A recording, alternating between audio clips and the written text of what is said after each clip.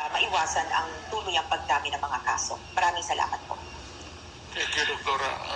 Apparently, from up to now, since we started, there seems to be really, well, it weighs heavily in favor of just retaining the original protocols, social distancing, the mask and the face shield. And kung gusto mo talaga masigurado, in face of the danger of COVID-5, then you might add another layer, yung eyeglass, plus the face shield. Panaman siguro kung hindi ka lang reckless talaga, you do not use your hands.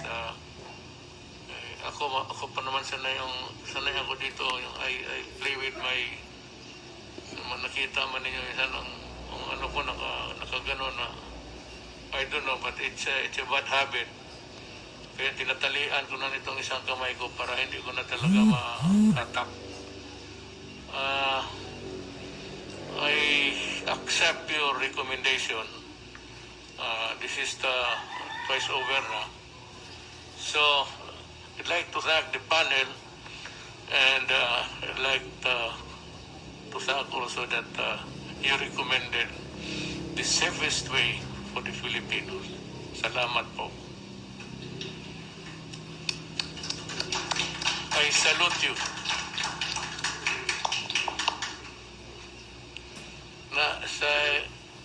There's another one kay Secretary Briones. Yung face-to-face, ma'am, we might differ in our opinions about the matter, but for as long as there is really no vaccination, all. Total naman pag nabakunahan na, and it hinges really on how industrious Secretary Galvez is buying all. Ito na ang sabihin ko sa inyo. In the last meeting, Carlos Dominguez III, the Secretary of Finance, said clearly that we have the money already reserved for the vaccines, and it's there. So we can buy as many vaccines as required. Paski na sumubra, mas mabuti ang sumubra kaysa makulang. And we pray that Secretary Galvez will be guided by the Lord so that he can really go where the vaccines are. Ang sa ma'am, dito sa face-to-face, I think I am not inclined to agree with you. I'm sorry, but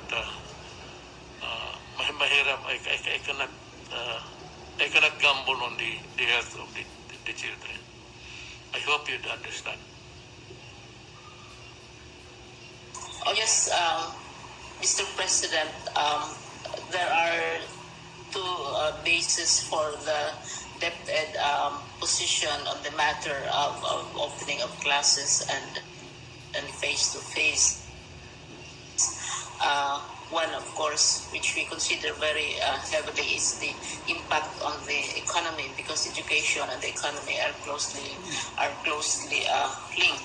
The second, of course, is the legal basis for the opening of classes and all other activities. We have a law which was passed last year, Mr. President, wherein it is the President, upon the recommendation of the Secretary of Education, who will decide on the matter of opening up classes and therefore also on other activities. That part we are familiar with. We have all the data. But there is another aspect, and we recognize it, especially after this briefing and the meetings of the IATF, the matter of the health of our children and of our teachers, Mr. President. We're talking about 27 million children and 847,000 teachers. That is where, Mr. President, agreed with you, even as the public strongly excoriated and criticized and cursed the Department of Education. But we said that you are protected by law and you cannot play around with the UK variant. And this time again, always we try to keep ourselves prepared just in case if things get better, if the numbers are flattened, and if there is more hope, then if you say open the schools, we will open the schools. But considering the latest report a few minutes ago and last week, we would not in any way oppose vision of law. And secondly, the matter of health and the dangers that are posed to our 7 million children is not within our line of expertise. We cannot match the professional knowledge of the health people. And this is why we always say that we rely on the Department of Health and the wisdom of the President. So there is really no problem, Mr. President. I came hoping for support for our learning continuity program na maski 100 pilot. We identified actually, Mr. President, 1,900 schools which might qualify. We kept on bringing it down. Now we said maski 100.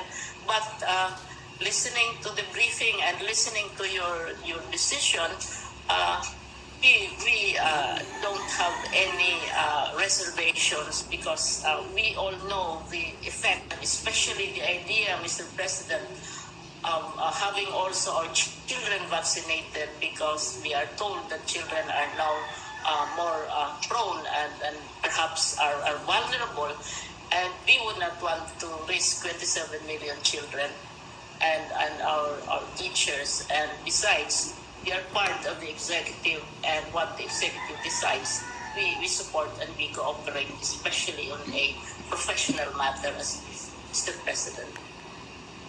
So we are withdrawing our requests in the light of your decision, and we accept fully your decision, which is a very well-informed decision, if I may say so. Thank you, Mr. President. Thank you, Secretary Planes. I'd like to just, I respect, I'm a lawyer, I respect the judiciary. And